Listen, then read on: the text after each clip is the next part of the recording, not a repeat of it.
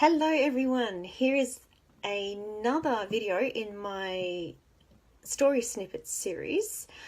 In my last video I talked about how I went to London and study physiotherapy at the North London School of Physiotherapy, which was a school which was meant for blind people, and how I found out there that I had spatial awareness problems, and so I was told to come back and study something more academic. So I was fortunate to have relatives in England, in Devon in the southwest, and so before I went back to Australia I packed up all my stuff and travelled down to my aunt's place to stay with her for a little while, because Mum came over and to help me bring everything back to Australia, and I had to wait for her to get available flights and come over.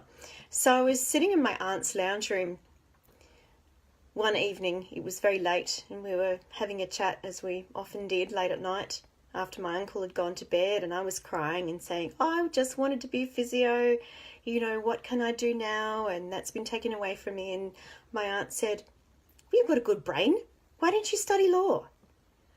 And I went, why? What do lawyers do? Because the only experience of lawyers I'd ever had was when my grandfather died when I was 8. And I remember we had gone to see a solicitor, and I was told that I had to sit on my mother's knee and be very quiet sit, not on my mother's knee, but sit next to her and be very quiet. And while the solicitor read my grandfather's will. So, that's the only experience I've ever had of lawyers. So my aunt said, they do lots of things and blah, blah, blah. So I'd already enrolled in commerce, as I'd said in my couple of videos ago, or my previous video. So I rang my parents and said, look, can you transfer me into law? And they contacted the university, and the university said, no, you don't have high enough marks to get into law, but you can get into commerce and possibly transfer from there. So I did. So I came back to Australia and I started studying commerce. And it was okay. It had something to do with numbers. It was sort of slightly mathematical. I enjoyed it. I've got to say, though, I did feel a little bit lost in my first tutorial when I was sitting there, and the tutor said, why is everyone studying accounting?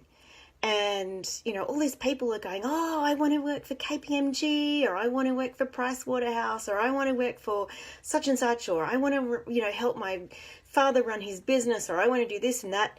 And they came to me and I went, I don't know, had something to do with numbers, So I kind of started to realize then that, why am I studying commerce? But anyway, a few little interesting things about studying commerce. I had to do everything in Braille because everything was numerically based, and there were graphs and there were tables and stuff. So, and back then, the speech access to spreadsheets and things like that wasn't particularly good.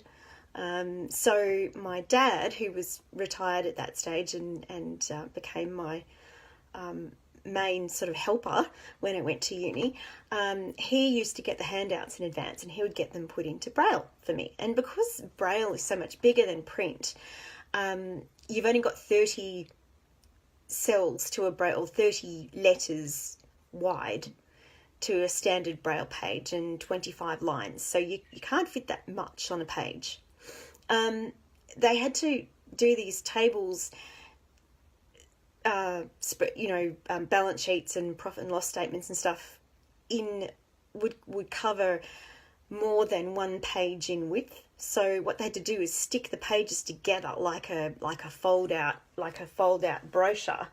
And some of these tables would be 2 or 3 pages wide. And so when I'd be reading these tables, I'd spread them out on the floor, and I'd get down on the floor and I'd crawl around reading these big tables, with a ruler and everything. It was quite extraordinary. So because of that, and because I had to do all my answers in Braille as well, on a Perkins Braille, going ka-ching, ka-ching, ka-ching, ka-ching, it was a noisy thing. I had my own exam room and my own exam supervisor, and had extra time, so I could crawl around on the floor and read these big tables and then construct tables with my answers. So it was quite an interesting process, getting all that stuff put into Braille.